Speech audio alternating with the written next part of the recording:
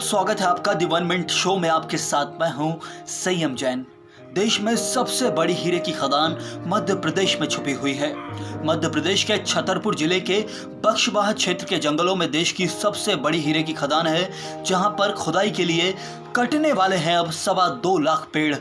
इस हीरे की खदान के छुपे होने का अंदेशा तो सरकार को 20 साल पहले ही चल गया था, जिसके बाद इसका सर्वे किया गया और अब इसकी औपचारिकताएं पूरी करने की तैयारियां शुरू हो गई हैं। अभी तक भी भारत की सबसे बड़ी हीरे की खदान मध्य प्रदेश के पन्ना जिले में ही है, जहां 22 लाख कैरेट हीरे हैं। लेकिन अब बख्शवाहा के जंगलों में मिली हीरे की ये खदान 15 गुना ज्यादा हीरे उगलेगी और अब देश का सबसे बड़ा हीरा भंडारण बन जाएगा। लेकिन इस हीरे की खदान के लिए 382 हेक्टेयर का बड़ा जंगल खत्म किया जाएगा। हजारों साल पुराने प्राकृतिक संपदा से हरे भरे 2,15,875 पेड़ कटने वाले हैं।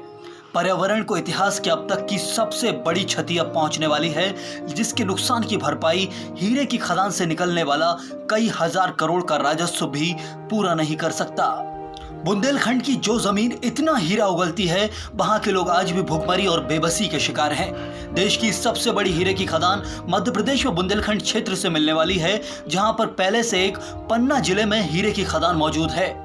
कितने शर्म की बात है कि जो जमीन इतने अरबों रुपए का राजस्व देती है, वहां के लोग आज भी रोजगार के लिए प्रवास करते हैं। किसानों को सूखा खाकर अपना जीवन गुजारना पड़ता है और कई लोग भुखमरी के शिकार हो जाते हैं। कई साल पहले इन बख्शवाहा के जंगल में हीरे की खदान का काम ऑस्ट्रेलियाई कंपनी रियो टिंटो के पास था, जिसने हीरे की खदान का पूरा रोड मैप तैयार कर लिया था। लेकिन राज्य सरकार के साथ हुई उठापटक के कारण कंपनी ने अपने हाथ खींच लिए और 2 साल पहले जब इस जंगल की दोबारा नीलामी की गई तो आदित्य बिरला ग्रुप ने इसे 50 साल की लीज पर 55,000 करोड़ रुपए में खरीद लिया था। लेकिन हीरे की खदान के कारण जंगल के कटने से कई हजारों की जनजातियां, कई वन्य जीवों की प्रजातियां यहां से उजड़ जाएंगी। साथ ही पानी और ऑक्सीजन का सबसे बड़ा स्रोत यहां बख्शवाहा के जंगल ही है, जिनके कटने से न सिर्फ बख्शवाहा और छतरपुर बल्कि पूरे बुंदेलखंड क्षेत्र का पर्यावरण अस्त व्यस्त हो जाएगा। जिसके बाद इसी को लेकर अब कई पर्यावरणविद और छात्र संगठन आंदोलन की तैयारी कर रहे हैं। कितनी अजीब बात है, जिस कोरोना काल में लोग पेड़ लगा लगा कर ऑक्सीजन का उत्पादन करने की कोशिश कर रहे हैं, वहां इत्तेफाक से 2.25 लाख पेड़ अब कटने वाले हैं। वहां से हीरे की खदान से प्राप्त होने वाला राजस्व तो सीधे राज्य की राजधानी में पहुंच जाएगा। लेकिन क्या वाकई उधर बुंदेलखंड क्षेत्र के लोगों को कुछ मिल पाएगा? लेकिन बड़ा सवाल यह है कि जब कोरोना संकट के काल में आपने ऑक्सीजन की किल्लत को इतनी नजदीकी से देखा है, कई परिजनों के परिचित तो ऑक्सीजन न मिलने के कारण ये दुनिया छोड़कर चले गए, तो कई परिचित आज आखिरी समय पर मिली ऑक्सीजन के कारण ही जीवित बैठे हैं। ऐसे समय में 2.25 लाख पेड़ कटते हुए देखकर क्या आप या आपके जनप्रतिनिधि वहां जाकर चिपको मूवमेंट चलाएंगे और कटते हुए पेड़ों को बचाएंगे? तो आप गलत सोच रहे हैं, क्योंकि पक्ष हो या विपक्ष, जब राजस्व की बात आती है तो सत्ता स्वार्थी हो जाती है। और इसी का नतीजा है कि बीजेपी हो या कांग्रेस, दोनों ने हीरे की खदान में बराबर का समर्थन दिया है।